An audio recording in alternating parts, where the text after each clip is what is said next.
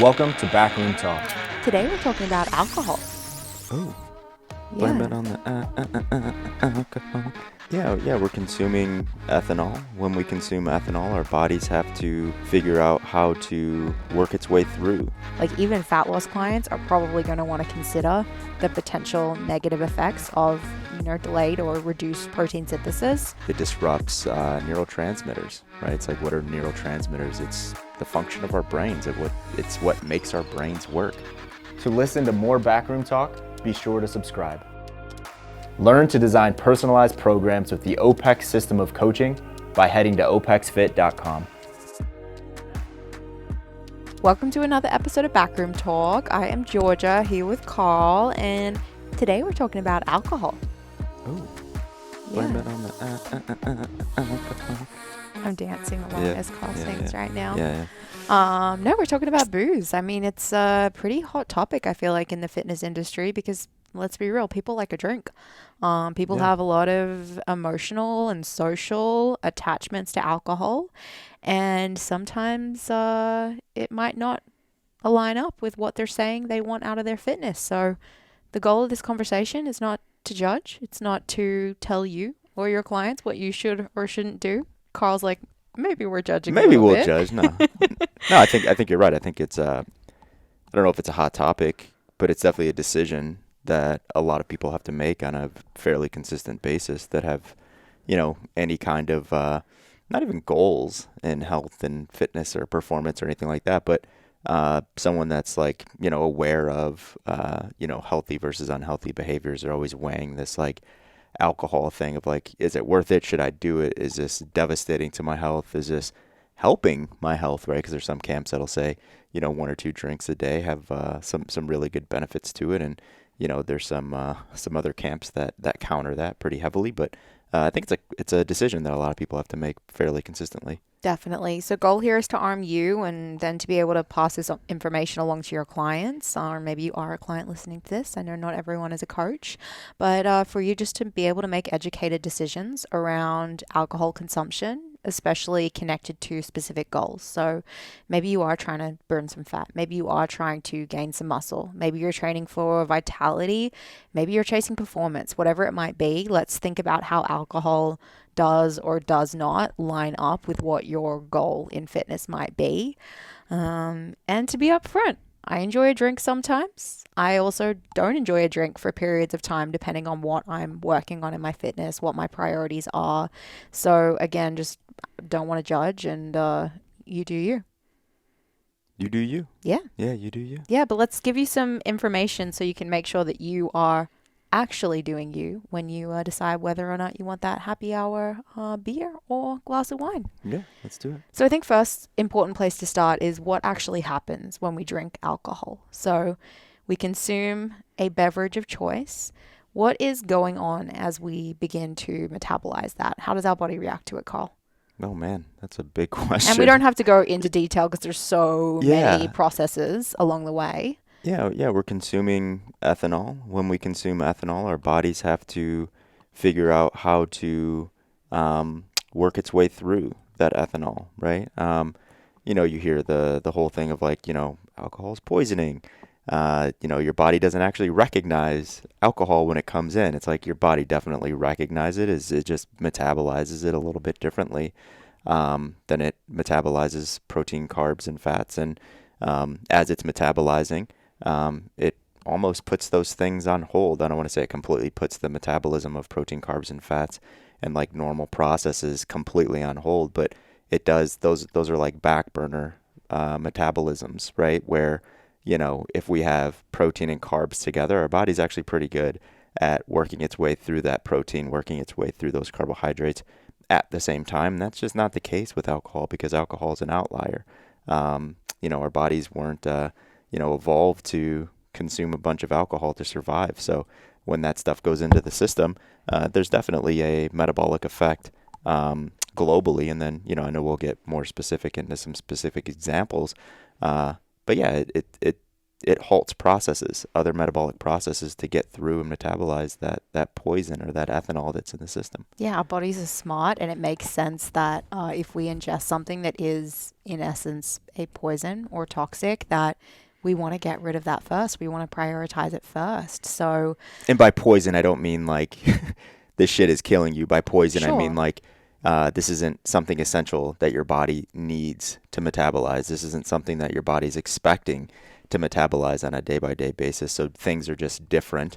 That process becomes a bit different when that ethanol gets into the system. So I'm not like demonizing it by calling it a poison. I'm just saying like your body recognizes it as something that is not quote unquote meant to be there. Absolutely. Yeah. It's not quite the same as drinking arsenic or something like that, but at the end of the day, like the foods that we choose to put in our mouths, ultimately we want them to serve some purpose, right? Whether it is ultimately being translated into amino acids to repair muscle, whether it's being stored as glycogen, whatever it might be. We don't have the option to do any of that with alcohol. It's not something that we can use for a productive purpose in the future. So our body has to process and get rid of that. Yeah. Well, before we go into like the, metabolism and protein synthesis and all that stuff, why do you think what do you think most people's motivations are behind drinking alcohol? It's so, Why do people do it? yeah, it's so social. I mean, you Mm-hmm. think about most social events in our societies, and they're surrounded by food and alcohol. Alcohol reduces our inhibitions. It makes us, if we have some social anxiety, makes us more willing to engage and have conversation and feel more comfortable in those environments. There's reasons for that on a like physiological level, but I think there's also just social reasons where we like to have a drink in our hand. We feel more comfortable if we're behind that kind of barrier when we're out in the world doing that. So it helps some people have a more fun time. There's also some reasons people do it that might not be so outwardly positive. Mm-hmm. People drink away their demons. People can become addicted to alcohol and have, serious issues there. And this conversation is not about this. We're not talking about alcohol addiction here, but I think it is important to acknowledge that there is a very real dark side of consuming alcohol and why people might go down that route as well. Yeah, and sometimes those positive, well, I don't know if we would call them positive, but in terms of you laying that out, you said the darker side. So the not darker side, where it's like, increasing inhibition and being that barrier and all of that, sometimes, those behaviors aren't intentionally meant to turn into that darker side, but sometimes they can, right? Where with some people, sometimes that's just how it starts.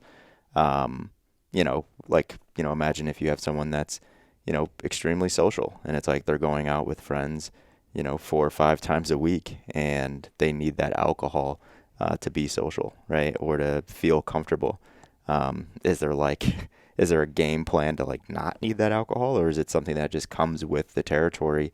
And the more social that person is, the more that they drink, and they can't function without alcohol from a social standpoint.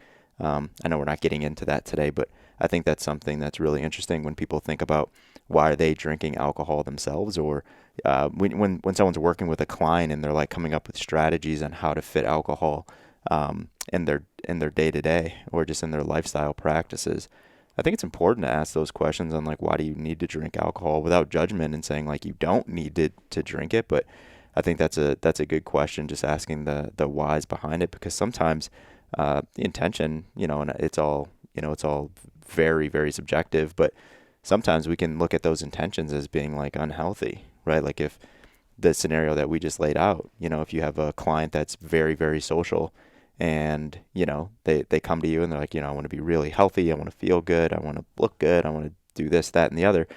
And they're like, but I drink 6 times a week, right? But I'm not drinking to like, get rid of my demons or anything like that. I just drink because it's social, and it makes me feel more comfortable around other humans. I think we have to ask those questions on like, why are you doing it? Of course, without judgment and saying like, those are the wrong reasons. But I think there's some reasons that we could argue are the wrong reasons. Absolutely. And I mean, it is important to, before we ask the question, can alcohol fit my macros, ask why do we want alcohol to fit my Mm-hmm. macros, and figure out, is it actually something that's a priority for people? Is it something that they want to include in their life for a potential positive benefit, or is it just something that they're in a routine of doing? Mm-hmm.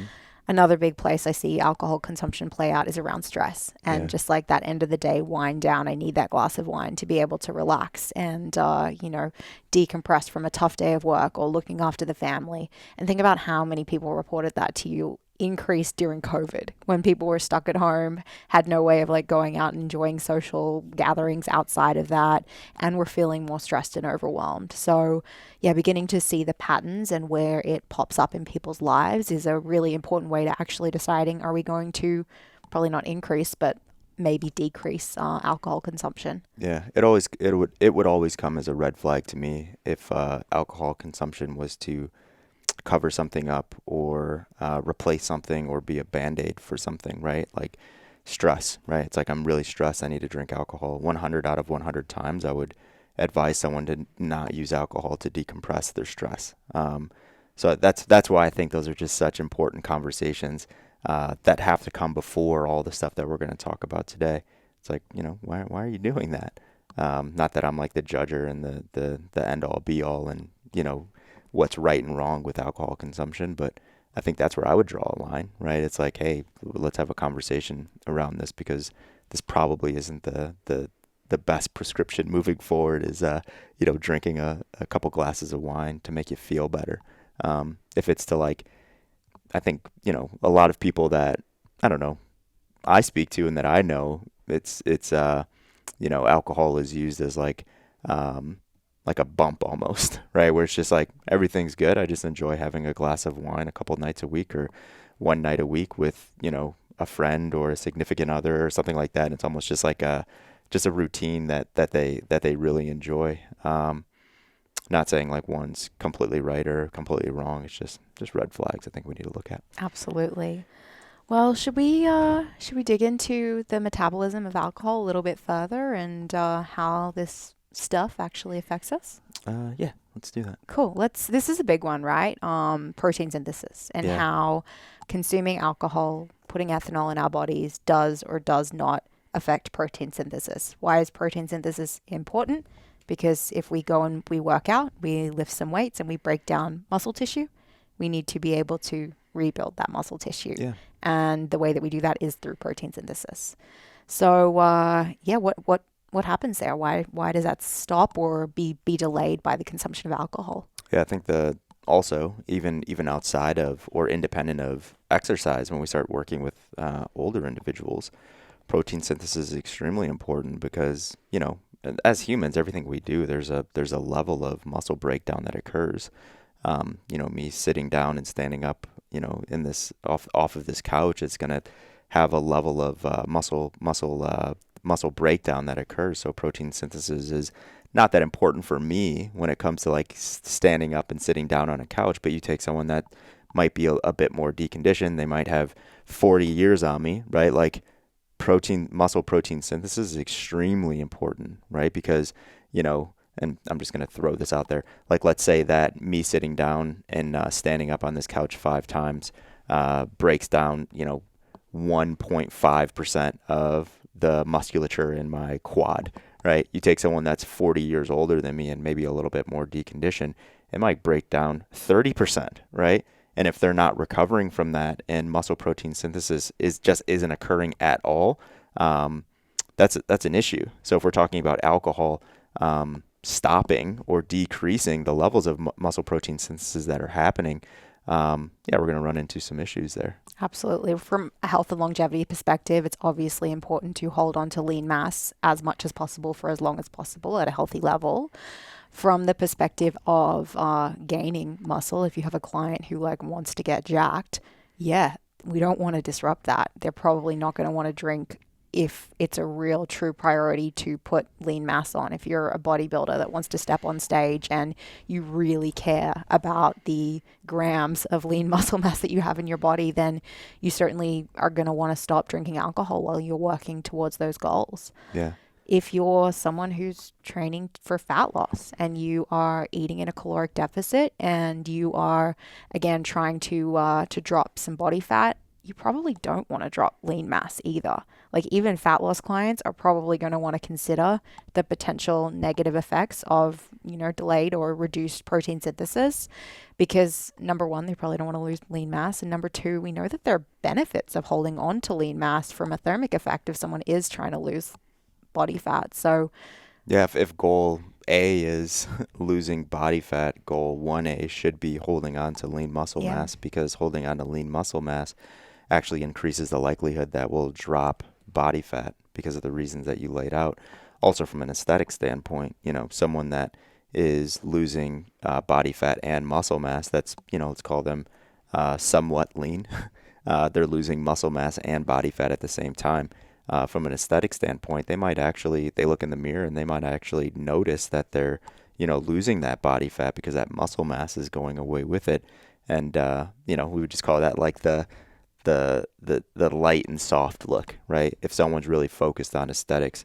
So yeah, muscle protein synthesis is important for fat loss, obviously for muscle gain, for performance, sometimes, right? Depends on what that performance is connected to, what the sport is. Sometimes muscle mass is not great for some sports. For others, it's imperative. So for performance, it just depends. yeah. And ultimately, at the end of the day, if any of those are your goals and you're worried about holding on to protein synthesis, you got to make the decision, yes or no. Do I want to include a drink here or there? Is it going to have significant effects on me working towards that goal? And for your average person that is trying to see some improvements in body composition, a glass of wine once or twice a week is probably not going to completely derail their progress unless, and we'll get into it later, there's some issues in caloric balance and things like that, but it may certainly make it harder. And if you are looking for those 1%, 2% changes, especially when someone is closer to their end goal, we all know it gets harder when you are already pretty close to potential to be able to squeeze out that last little bit of what it's going to take to get to success. So it may be worth considering. Now, some people might think, can I just have a glass of wine and eat a really big steak and think that that's going to, kind of negate the delayed effects of protein synthesis that are going to happen. But it doesn't work like that, right? You can't just eat more protein to completely attenuate that. Yeah. And gosh, you hit on it, right? Like it depends on what are the percentages that you're trying to eke out, right? For someone that is, so let's just throw an example out there that's relevant to protein synthesis. Let's say that we have two avatars. Both of these avatars are attempting to gain muscle mass, right? So protein synthesis is a very important process for both of these avatars. Avatar number one is a male. This male is 25 years old. He is 220 pounds, and he is 35% body fat, and he has a training age of 1 year. Okay, so that's avatar one. Let's actually say that avatar is 19 years old. So let's say these are like college kids, right? Yep. So testosterone is just like rolling, right? And, I think these are some relevant goals for that age group. So 19 years old, all of those same biometrics. And then we have avatar number two. This avatar is also 19 years old. This avatar is a wrestler, right? Collegiate wrestler. These avatars go to a Division I school. He's a collegiate wrestler. His training age is 6 years. He's been wrestling since he was 6 years old. He's 5'10". He's 145 pounds, and he is 6.5% body fat. Okay. Avatar number two, he's like, okay, I want to gain muscle mass. I have these college parties I have to go to, or I want to go to. I'm going to have a couple beers, and I'm going to try to negate that with, a 10 ounce lean sirloin, right? Let's not say a couple, let's say four beers with a 10 ounce lean sirloin. Is the 10 ounce lean sirloin going to negate the 4 drinks that he had? Absolutely not, right? Absolutely not. So if muscle protein synthesis is the process that's holding him back from gaining lean mass, avatar 2 is not gaining lean mass. Then we have avatar 1. Same deal. Same party as avatar 2, drinking 4 beers, and he also has that 10 ounce super lean sirloin. Their training programs are the same for them, right? they're doing appropriate volumes and intensities to put on muscle mass. Avatar 1, is that going to negate muscle protein synthesis for that person, for Avatar 1? Probably not, but because of, you just look at like his biometrics and you look at his low training age, he's going to just put muscle mass on anyway, right? So that was a super long example of it actually does depend in that situation. It depends on the individual, depends on the percentages of progress that they're trying to eke out. Avatar 2, like, he has to be pretty dialed in to put on some muscle mass, right? He has a pretty large training age. He's very, very lean, and he does a very metabolically demanding sport. So he has to be dialed in. Avatar 1 is just like living a shitty lifestyle and lifting some weights and putting on muscle mass, right? So it actually does depend. It absolutely does. I mean, it's the newbie gains, right? And it applies to all lifestyle changes that we try to implement with clients. Those changes have to be relevant to their starting point and what their base looks like. And if that, if the change that you're implementing is a slight improvement from the base that they're currently at, then yeah, it's going to work for them. Mm-hmm. If it's not, because they're already at, 99% compliance of all the things you want them complied to, then they're going to have to reach a lot higher up that tree to see or potentially not see detrimental effects from their behaviors. Yep. So that's muscle protein synthesis. Yeah. Anything else to add there before we move on? No, I mean, it's a tough one because it's like, how the hell do you gauge muscle protein synthesis on an individual level if you're listening to this? You're not. You know what I mean? So I don't want to dig too deep into this one because it's just a process that's happening in the background, and it's important to understand the things that increase or decrease the likelihood that you're optimizing that process, but you're not throwing on like your Whoop band and getting a muscle protein synthesis score. So it's something that's really tough to gauge. Absolutely. Well, I guess next step in metabolism, let's discuss some of the effects that consuming alcohol can have on hormones and hormone production. And the first thing that comes to mind is testosterone as being very relevant to fitness and many of the things that people are looking to get out of the fitness. So I think it's been pretty well proven that drinking alcohol, at least like at heavier amounts, will blunt or decrease production of testosterone, and can also see testosterone conversion to estrogen, neither of which are good for anabolism and a lot of the things that we want out of our fitness. Yeah, short term. It depends on how many drinks you have and how often you have that amount of drinks, right? So a lot of studies show 2 drinks for men, 1 drink for women on a daily basis, having almost no negative effects short term. But I haven't seen any studies that extend that out, 4 years. Let's just say someone's like university career, 4 years where it's like, I'm just doing that day after day after day after day. And most of those people, they're not just having 1 and 2 for females and males. I haven't seen anything on like long-term effects and, doing those, or having those same amount of drinks for 4 years and what that causes hormonally long term. But if you read the research, it's like it's pretty safe actually just to have like 1 or 2 drinks on a daily basis and not seeing any immediate decreases in testosterone or conversion from testosterone to estrogen. When you start getting into like 4 or 5 drinks, right, there's a pretty significant decrease in testosterone in both men and women. But that decrease is short term, unless you're having 4 or 5 drinks 4 or 5 times a week. Then that short-term decrease becomes their norm, right? Because they're just doing it over and over and over and over again. So that's really important. And the other one that comes to mind is cortisol. So it's important to always look at our testosterone to cortisol balance and how that looks. This is taking both of those measures in the completely wrong direction, right? It's lowering testosterone and it's increasing cortisol. So it's almost like, the chicken or the egg. It's like, do I drink alcohol because I'm stressed, or am I stressed because I drink alcohol, right? You could start to see some things outside of like performance and muscle mass gain and stuff like that when you start looking at cortisol to testosterone balance in people. The lack of like longer term studies on alcohol consumption, especially like moderate alcohol consumption, is interesting because like we know that drinking alcohol is essentially putting poison in your body, for lack of a better word. So like, what are the ethics around like saying, okay, for 4 years we want you to drink 2 drinks per day? There could be some negative side effects of it. Yeah. There might not be. I don't know. That's just interesting to me how you actually go about collecting that data, unless it's just something people do and they're, submitting that. Yeah, that's what I would say. There's probably enough people. There's probably enough people that just do that in their normal day to day.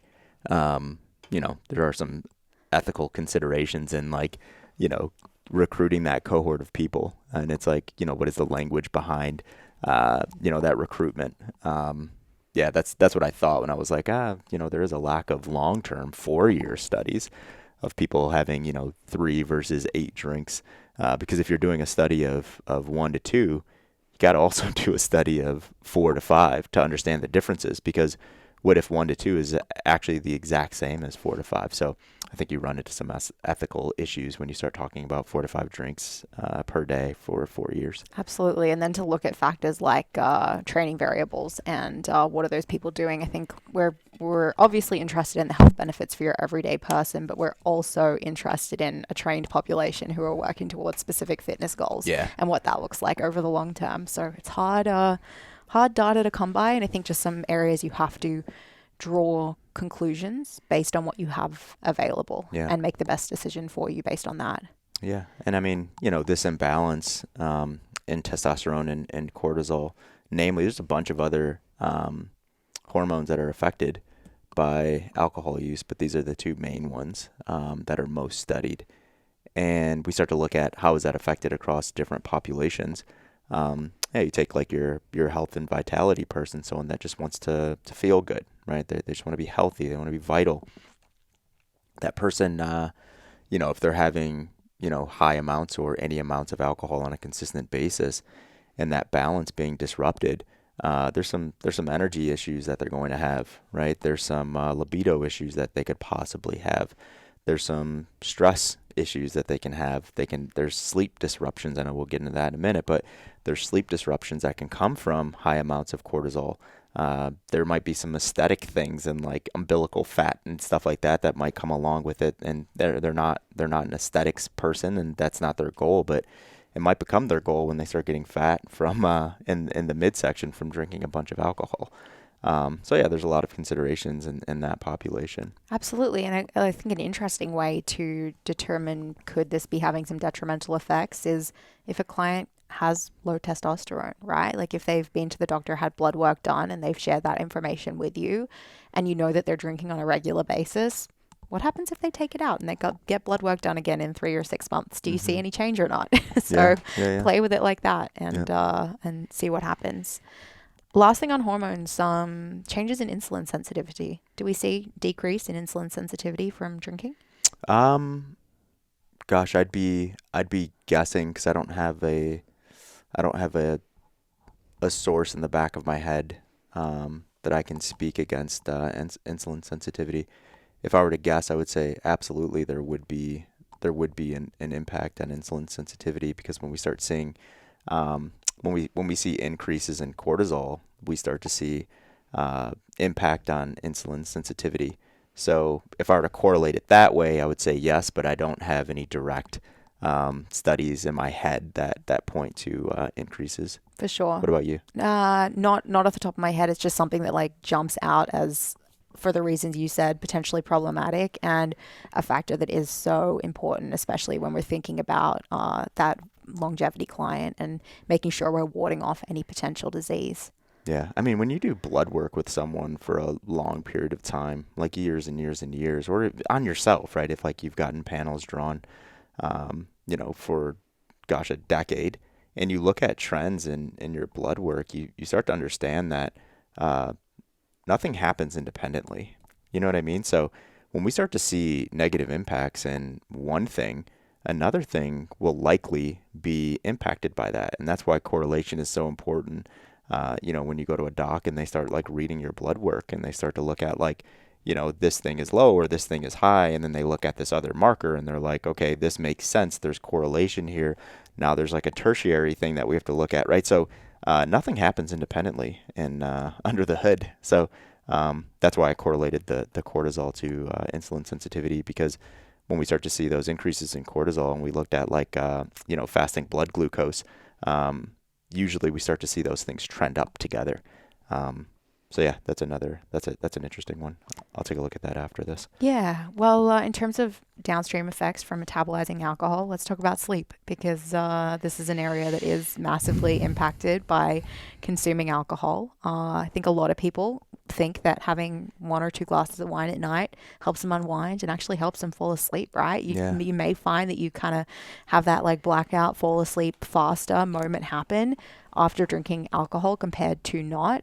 But what we see happens is this like disruption of sleep cycles, right? Where there's a reduction in REM sleep, especially over that like first half of the night where we really, really need it. And then second half of the night, there's that waking, that restlessness, and like decreased sleep quality that comes on the back end after a first night of wacky sleep cycles. Yep. So yeah, sleep's a big one that can be impacted by drinking booze. Yeah, sleep quality is like the term quality is derived from an equation, right? So you just named a bunch of those things that are inside of there, right? Like the restlessness, REM sleep and cycles of sleep and how we go through those.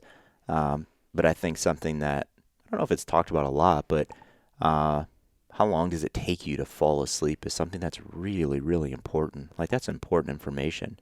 Not the actual data itself, just understanding like intuitively when I put my head down, what does that process look like for me to go to sleep, or what is that latency? And I don't want to bucket everyone into this, but usually like an 8 to 12 minute latency is like pretty good, right? Like that's what we're aiming for. Alcohol decreases that latency to almost sub 1 minute, right? Where it's like you put your head down and you just pass out. We need that latency. It's almost like the digestive process, right? It's like most people don't have to imagine, but just think about when you sit down and eat and you didn't prepare that food and there was no lead up to it. You didn't smell it. You didn't salivate. You didn't you're skipping all of that, all of those steps in the digestive process. When you just put your head down and you just pass out, you're skipping a step in really high quality sleep, and your body being able to prepare to get into that state, to relax muscles. That's why ZMA was super popular 10 or 15 years ago. It was like that natural muscle relaxing and put you in this state of to prepare you for really good sleep. When you just put your head down and you fall asleep right away, you're not going through that process. So sleep latency is something that we should pay attention to, because that drastically decreases the quality of our sleep. And some people say, I like alcohol because it helps me get to sleep, but they don't understand that alcohol is actually giving them worse sleep quality because it's over assisting in them falling asleep when they put their heads down. I forgot where I heard this, but gosh, it was a very, very long time ago, and it always sticks in my head when I talk to people about alcohol at night and stuff like that. But I heard the correlation of like there's a lot of similarities in drinking 2, 3, 4 servings of alcohol, and that you almost go into this like pass out state or knockout state versus this sleep state. So you're not actually sleeping, right? Like you're just unconscious, right? Because you're not going through any of the processes. You're not getting the REM sleep that you mentioned earlier. You're just passed out for 7 hours. So that 7 hours is a lot different than 7 hours with great latency, minimal restlessness, minimal waking up, tossing and turning, great REM sleep, great cycles. So 7 hours isn't always 7 hours. And a lot of people don't connect that because they're just like, yeah, I was asleep for the same amount of time I'm usually asleep for. So they were out for 7 hours, but they may have gotten 5 less hours of actual sleep. Oof. So let's talk about why sleep and lack of alcohol disrupted sleep actually matters for fitness goals, right? And I think if you've hung around OPEX for any period of time, you know why sleep is important. But let's say from a fat loss perspective, why do we need good 7-8 hours of sleep if we want to lose body fat? The like biggest thing that jumps out is the like appetite dysregulation that can happen after a bad night's sleep, and the changes in leptin and ghrelin that are going to cause someone to overeat and have issues feeling satiated and to feel hungrier than they normally would if those things are imbalanced.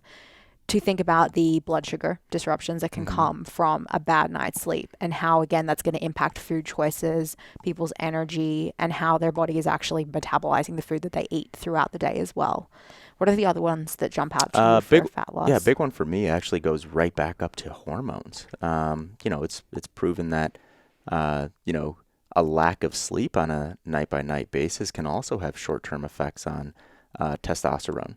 And cortisol. Yes. So now it's like a compounding effect, right? It's like, not only did my testosterone decrease in the short term from drinking, 4 glasses of wine last night, but because my sleep was disrupted, my testosterone dropped even more because I didn't get the amount of sleep that I was supposed to get, right? So it's like this compounding effect, and it goes back to like, the blood work example, where it's like things don't just happen independently. There's a downstream effect of decisions and processes or lack of processes that are going on inside of the body. So it's just compounding the hormonal issue that we talked about earlier. Absolutely. And that's going to go hand in hand as well with the goal to gain mass. If someone's trying to build lean mass and their hormones are out of whack, it's going to feel good. Yeah, it's going to be fighting an uphill battle there. The feel good piece, the vitality piece is obvious. And then on the performance side, we know that decreases in sleep are going to have massive impacts on someone's actual ability to go and perform in specific sports. There's tons of research in plenty of different areas on how lack of sleep in the short and long term can impact actual performance. Reaction time is super important. Yeah. Baseball players, golfers, football players, soccer, like every sport. Like there's an amount of acuity and reaction time that you have to have with that. So, not getting enough sleep drastically affects those things. Yeah, when I think about reasons not to even drink a small amount of alcohol on a regular basis, the sleep quality one is the one that like really stands out. Yeah, there's nothing I fear more in life than feeling like shit when I wake up. Like I hate it. Like I just hate it. Mm-hmm. That's it's probably very similar to what you just said, but yeah, when I think about like, do I have like a drink or not? Usually I say nah, because I don't want to feel like shit tomorrow. Yep. So I think it's always like we're always going through this decision-making matrix in our heads, or at least maybe not everyone, but I definitely do that with almost everything. And I'm like, do I do this thing or do I not do this thing? I just always kind of like calculate in my brain, like, okay, what are the effects of this? And if I'm like, that's not worth it, I just don't make the decision. And that's probably why one drink, if I have a drink, I'm good to go. Yeah, I mean, it's the reason why I tend to save my drinks for Saturday evening if I'm going to have them, because I don't have to do too much on a Sunday, and I don't have to be worried about feeling like crap to go and train the next day and having to operate at work. Yes, there was a time in my life where I could drink, essentially Sunday through Saturday and show up for college the next day and be completely fine, but those days have definitely passed me behind. I haven't thought about that shit in college, like when I was like... I don't know. I guess my schedule was pretty full. Maybe that's why. Maybe that was a good thing that I had a full schedule in university. But I remember thinking about that stuff in college. It's like, shit, I got to wake up in the morning. I have to go to film study, or I have to go get a workout in. And then I have like 4 hours, 5 hours of classes. And then I have to like go back to practice after. Like I was always like thinking about those things. And I was still weighing like I don't want to feel like shit at 4:00 tomorrow, right? Like, I don't know. You were a college athlete. I definitely wasn't worried about that. Yeah, maybe that was it. I'd take Monday night off. Monday nights were off. And then every other day, you just make sure you set roll. 3 alarms so that you don't sleep through your first alarm. And you just roll into class and then do it all again. I just remember walking to class with like my headphones on, and like you see a bunch of, obviously you're on campus and you see, everyone walking past. And I just remember like distinctly looking at the people that just look like absolute dog shit. And I'm like, I don't want to look like that. Like they look completely disheveled, like life, they're barely hanging on. And you know what they were doing last night? They were at the Palace. The Palace was a nightclub in the city that I went to university, and it's where it went down. Yeah. If you guys are listening and you know where the Palace is, just you can you'll agree with me. Kids are resilient. They're fine. But let's Some of them. Let's stop Some of them. let's stop reliving our college memories, because my brain is going all over the place right now with things I don't really want to share on this podcast. Let's move on. That's the back room. That is, we're having a conversation after this, guys, and you're not invited. So I think that's metabolism, right? Like those three big areas: protein synthesis, hormone production, and sleep quality are the big areas I would consider that I might even have conversations with my clients over, depending on what their goals are, and be able to link some of the things we just laid out with them. Anything else to kind of wrap up metabolism? No, I think that's pretty good. Okay. Well, I think energy balance is the next thing to move on to, because not only does alcohol, deprioritize the metabolism of carbs and proteins, it also contains calories, right? When we drink, it's not the same as drinking water. It's not a, 0 calorie free thing. It's certainly not satiating. So I've definitely been known to have a few extra drinks and not feel like eating back in the day. But for the most part, people actually get hungrier when they eat and tend to overeat. And some people just they're looking for the dopamine. They're looking for the dopamine from food, and they get it replaced through alcohol, and they don't prioritize food anymore. So I think you see it both ways, where you get some people that when they drink, they just fucking go ham, right, on food, and then you see others where they're just like, yeah, I'm not eating food, like I'm drinking and I'm not eating anything because I'm not thinking about it, because they're just like they're rolling and they're happy, and dopamine is high and all of that. So yeah, I think it can go both ways there. Yeah, I'm in the latter camp, which is why, as I was like saying that, it again kind of recalled those memories there. But it is interesting to reflect on. So yeah, alcohol contains calories. Calories do matter, especially if we have a goal where we are trying to manipulate body composition.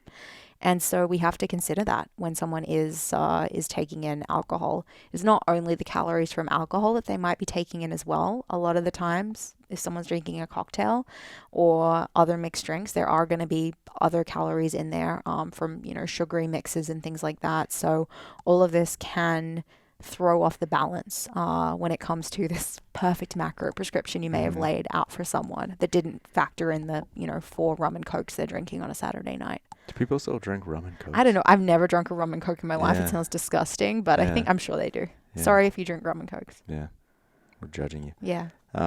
Energy balance. Yeah, I mean, there's calories in that stuff, right? There's a bunch of strategies that I don't think we need to go through to how to calculate that in your macros and all that stuff. I don't think that's the intention of this conversation. Just be aware that alcohol has calories, and you have to factor that in if you're looking at energy balance. And there's equations out there and stuff like that. It's like, is it 4? Is it 7? Is it 9 calories per gram? In most camps, it falls in the 9 calories per gram. But at the end of the day, it doesn't really matter. It's not like people are like measuring their grams of alcohol. It's like, how many calories does that drink have in it? Divide it by whatever the hell you want. It still has that many calories in it. Like, you're not putting it in protein, carbs, and fat. I know there's strategies where some camps say divide it by 4. You have 220 calories in a drink. You divide it by 4. You just put it in your carbs, right? Or divide it by 7 and put it in your fats if you want, right? It's like, I don't really fall in that camp. I think it just has calories, but I think it's you're just lying to people when you tell them to count it as a carb or a fat. I think it makes sense when people are trying to hit a calorical, but yeah, it's just calories coming from ethanol. Yeah, I think you can fall into some dangerous territory and actually encourage some pretty negative behaviors when you do start doing that, because we get away from eating food to nourish ourselves and understanding that we do need to take in a certain amount of carbs and fats and proteins in order to adequately fuel our body, and we can't just switch them out for alcohol because we feel like a few drinks. And yeah, like you said, calorie intake does matter, and there are times where it is okay to do that. But I wouldn't make it like an everyday decision where you're, like you said, switching out carbs for alcohol. Yeah. Yeah. I mean, you said the word, right? Like fueling ourselves. I think that's where we should look at calories, right? It's like we're fueling ourselves. Sometimes it's okay to under fuel ourselves. Sometimes it's okay to over fuel ourselves, but we're fueling ourselves. So if you do fall into that camp, and you may do it unintentionally without even thinking about it, and you're on a call with a client, or you're sitting face to face with a client, and you like give them this awesome strategy to put alcohol into their caloric prescription and how to do that and tactics on how to do it. You're not teaching them that food is fuel, right? And food is supposed to nourish you. You're saying like, hack the system and make sure that you hit this caloric goal, and you'll get to your goals as an outcome. So I think that stuff is really important. Absolutely. And just one more point on the overeating that can come with alcohol. There are some pretty interesting studies that look at, groups that were given no alcohol versus groups that were given a certain amount of alcohol or ethanol, and the tendency for that group that had drinks to actually consume more calories from the food that they were given that was in front of them compared to the group that didn't. So they chose to eat more food over a set period of time. And also like brain imaging that shows like the brain's feeding circuits lighting up when people are consuming ethanol. And just considering like from an evolutionary perspective, why did that happen? Like why does our brain tell us that it's time to eat? We need to eat more when we take in alcohol. Let's go to the next point in decision making and go. acuity, because that's it, right? Yeah. So yeah, it's important to understand that drinking alcohol affects your mental acuity and decision making.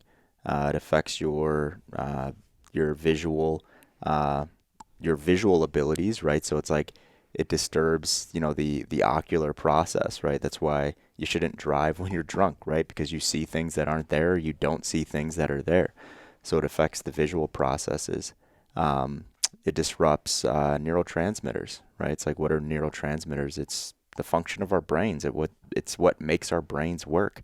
Every decision that we make, neurotransmitters are a part of that process. So anytime that stuff is disrupted, our decision making as a whole can also just be disrupted. Most of the times, I think we make we make worse decisions when neurotransmitters are disrupted, because that decision making process is, for better or worse, different than what it would have been if we weren't under the influence of alcohol. It decreases motor coordination, right? So that's why, when someone gets pulled over, the police officer says, hey, I want you to walk a straight line. I want you to do this with your hands. I want you to do that. It affects motor coordination. It affects response time. We talked about that in performance. It affects the way that we do everything on a day-by-day basis. And, back to your question on like, from an evolutionary standpoint, why is that the case? I don't know if it has anything to do with, everything has to do with evolution, depending on what camp you sit in. But I don't know if the disruption of neurotransmitters is something that has occurred from an evolutionary standpoint. If you get what I'm saying, like that disruption isn't like something that everyone, like if someone doesn't drink alcohol, they never experience that from alcohol. So, there's like, and where I'm getting at is, and I'm not comparing alcohol to like,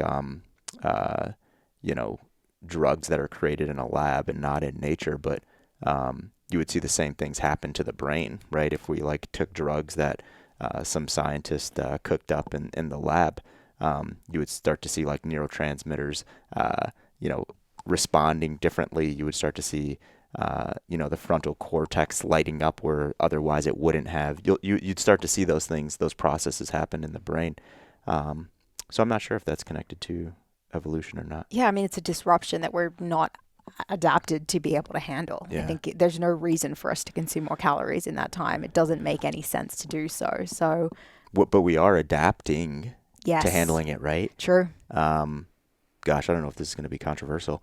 I don't think so, because it's very well studied and well known. But if you look at like native populations and how a lot of native populations respond to alcohol, and the difference between how they respond versus people from like European descent, there's some interesting stuff there. You know, if you have a lineage that has been drinking alcohol for, 1,000 years versus a lineage that has been drinking alcohol for 200 years, there's going to be a difference in the way that they break it down, in a way that they metabolize it. In terms of like someone with a European descent, they might metabolize, and I'm saying might, because I'm not saying this is the case across the board, but they might metabolize alcohol more effectively than someone that's of like a, Native American descent, right? Where it's like Europeans brought alcohol over here, right, to this continent, and they weren't even exposed to that until that happened. So I think that's interesting as well. And anecdotally, I've actually seen that multiple times where people just, some people aren't able to, I think we just call it like handle their alcohol, but they become like completely different human beings because they're unable to metabolize that alcohol, and their brain is affected a lot more drastically than someone else that had the same amount of drinks and they're still like operating fairly normal, or they get a little goofy, but they're like, okay. Versus the person that had, 3 drinks and they're like blacked out and their eyes are glazed over and they're like looking through your soul when you're looking at them. They just like kind of creep you out.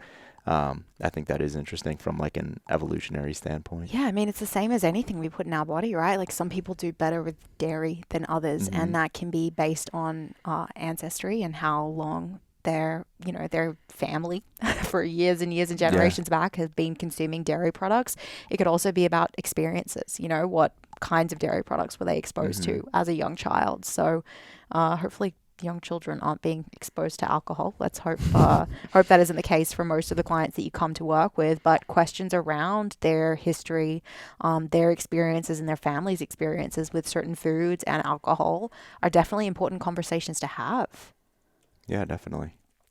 So when it comes to acuity and decision making and where these factors fit into the fat loss, the muscle gain, the performance, the vitality conversation, from a vitality perspective, it feels obvious to me, right? We want people to feel good and capable and able to make good decisions on a daily basis. We want them to be able to show up to work or their family and not be hungover and unable to perform at their best in that environment. When it comes to performance, the thing that jumps out there is, and you said it, the motor control piece, and links to changes in motor skills and actual injuries that could happen on the field because someone missteps a little bit or their coordination is not quite there. And there's a lot of research on changes in injury rate and alcohol consumption and increases there. I think there's more factors to that than just changes in motor skill. Dehydration is probably a big one that goes along with injury rates and consuming alcohol. I'm sure there's a bunch of other factors at play as well. Muscle gain and acuity. What's the connection there? Is there one?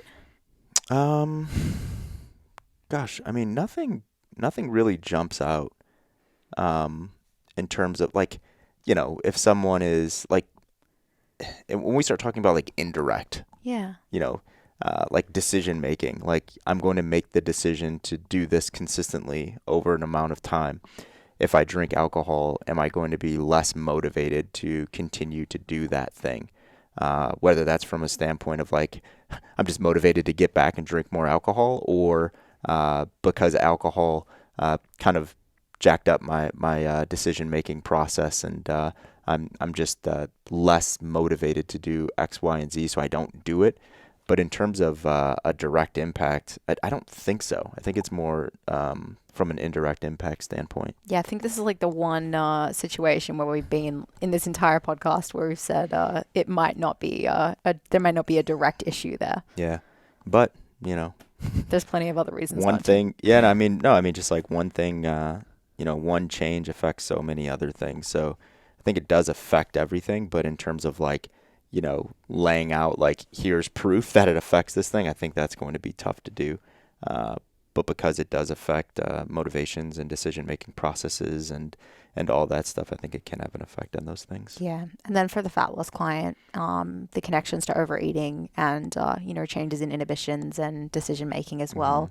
Again, that feels like a fairly obvious connection point and something that should be considered. If you have a client that every time they drink 2 glasses of wine, that ends up, with half a bag of chips and a bar of chocolate, there's probably some decision-making issues going on there, if that's not a behavior that they exhibit on other nights. Yeah, and it's important to also mention, because it kind of falls in this acuity decision-making bucket, just like in movement, right? Like if we perform terrible movement patterns for a really long period of time, our body remembers, right? And our body compensates. If we drink for a long period of time and we drink a lot, our brain remembers. Our brain's going to have to compensate, right? So there's, because we've talked a lot about short-term effects of things, right? So when we look at long-term effects of decision-making and mental acuity, our brain having to compensate from the day to day to day to day, and the short-term effects, it's going to affect us over a longer period of time. So I think that we do have to think about like the longer impacts or the longer term impacts of drinking alcohol consistently and how that affects decision making and mental acuity. Absolutely. So we've hit on the metabolism effects, we've hit on energy balance, and then we've hit on acuity, decision making, and how those things can impact specific fitness goals. Anything you want to kind of wrap up with, Carl, around fitness and booze? No, I think I think people just need to be aware. Yeah, people just need to be aware on the decisions that they make that may or may not impact their health. I think it's when we fall into those let's just call it longer term behaviors of unawareness is when we get in trouble. So I think someone listening to this podcast, like, we've forced you to be aware of these things, right? So because you're aware of them, the next time you sit down to drink alcohol, not that we've said at any time during this podcast that it's wrong and you shouldn't do it, but you're aware of the impact of that decision. So just bringing that awareness to more decisions that we're making on an ongoing basis is, I think it's important that we're not just like doing things blindly. And we understand that everything that we do and every decision that we make, there is an impact, whether that's a good or bad impact. I don't know. That's not for us to decide, but there is an impact on every decision that we make. So the more that we, not hyper focus on every single decision that we make, but, check in on ourselves, right? Where it's like, I notice that I'm doing this every Saturday. Is this making my life better or worse, right? And you like weigh the pros and cons, and now you understand the cons and you understand some of the pros because you're doing it. So there's definitely some pros for you. Weigh those things and either change that behavior or continue that behavior, understanding the cons that come along with the pros. Absolutely. I mean, as coaches, our job is not to draw judgment on our clients' behaviors. It's not to tell them what their goals should be or how they should be living their lives, but it is to shine some light on whether their behaviors do align with what they're trying to get out of life, and is what they're doing supporting the goals that they've come to us with. So open and honest conversation around alcohol consumption is one of those areas that may feel a little taboo, or I don't want to be the like lame, boring coach that says never drink. And we're not saying you have to say that to your clients, but you do have to help them figure out, just like their decisions around how much they sleep and how many times they go to the gym and how much protein they consume, is their alcohol intake supporting or detracting their fitness goals right now? Yeah. And for someone, if you have a client that is just a consistent drinker, they don't know what it's like to not be a consistent drinker. So it might be, if you're thinking about those things as a coach and you're like, I don't really know how to approach this with my client, and you're like, I don't know if this is actually affecting them or not. Maybe you just have a very transparent, honest conversation and say like, hey, how about we just try to eliminate it for 30 days and see what happens, right? Like, let's see if you feel better or worse, or you feel exactly the same. If you feel worse, it's like, let's investigate that. Why do you feel worse after taking a poison away from what you're putting in your body? If you feel better, maybe we do have a conversation on limiting alcohol consumption. If you feel the same, it's like maybe that alcohol consumption wasn't actually impacting you in any significant way. So maybe what you were doing was okay. But I think it's important to, have those transparent conversations and, just admit like, I have no idea how this is going to turn out, but it's an interesting case study that we can do to see, where we move forward with this thing. Well, guys, it's not quite the same as like going to the bar and buying us a drink, but one thing we would really appreciate from you is if you would subscribe to the podcast and leave us a review. It definitely helps out, and it would mean a lot to us. So please just take a minute out of your day, and for lack of a better word, buy us a beer, leave us a review. It means a lot to us. I'm not drinking at the moment, so don't buy me a beer, but leave me a review. Sparkling water. Exactly. Yeah, lots of sparkling water. And then remember, CCP's enrolling. We're in the enrollment period at the moment. So if you want to have more conversations like these on some challenging topics related to fitness and really develop as a professional fitness coach, we are enrolling for CCP. I'll drop a link in the notes for you to be able to go learn more and apply to be in our next cohort. See you guys next week. Just one thing to end. Ooh. Because I thought about it right at the end. This might be controversial. Yeah. Fit Vine does not make you fit. That's the wine company. Yeah, right? let's be real. It's some good I marketing. See that, I see that shit all the time. Like when I'm at like Sprouts, it's like this person running on wine. I'm just like, what are people like? What is their angle here? Like, it makes you fit? It's the same thing as every article that you see. There's normally like one per month that comes out about the health benefits of drinking red wine. Yeah. People really love wine and they want to keep it, and so they're trying to justify Confirmation bias, right? Definitely. Yeah. Which is okay. So we just lost a potential sponsor. Sorry, Fit Vine. Fit Vine. I mean, okay. I'm sure I've not had it before, so it may be good wine. I don't know. So I love a glass of red on occasion. Yeah. I really do. I would drink Fit Vine. Not right now, again, because I'm not drinking at the moment. But so this opens up the possibility to a sponsorship. Yeah. Help us understand why Fit Vine wine might make you fit, and we'll go from there. Yeah, but I'm gonna try to prove my own confirmation bias by saying that wine will not make you fitter. But if you can change my mind, I'm open to it. Well, guys, cheers to that. All right, see you guys. Bye.